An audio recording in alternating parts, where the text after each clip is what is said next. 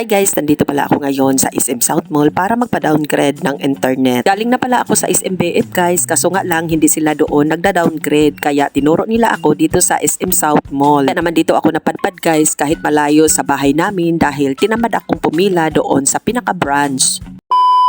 O diba guys, ang bilis ng transition kasing bilis ng jowang nang iwan sa'yo. Hala, oy, charot lang guys. Nandito na pala tayo, nakapila na sa parking area. Guys, tingnan nyo naman, napakalawak at napakalinis ng parking area nila dito at di ka dapat mangamba dahil napaka-safe. 30 pesos lang pala ang parking fee nila dito guys, kaya naman mapapasa na all ka na lang talaga. Bukod pala sa napakalawak ng parkingan ng mga motor guys, mayroon din silang napakalawak at napakalinis na parkingan ng sasakyan. By the way guys, sinadya talaga namin na dito mag-park dahil malapit lang ito sa entrance ng mall para naman hindi ako mainitan. Charot! Pasok pala namin sa loob guys, ito agad ang bumungad. Naglakad-lakad muna kami para naman mahanap namin ang hinahanap namin. Hala, oy, charot lang guys. Sa pala nagpa-downgrade ako ng internet guys para makabawas doon sa monthly bill dahil yung mga bata hindi naman na halos nag-online class. Isip-isip din pag may time. Ganito pala kakuripot si Inday. Charot! Sa second floor na pala ako ng mall guys, nabigla akong bumaba dahil nito muntikan ko na pala tong maiuwi sa bahay. Happy ngayon, iyak letter.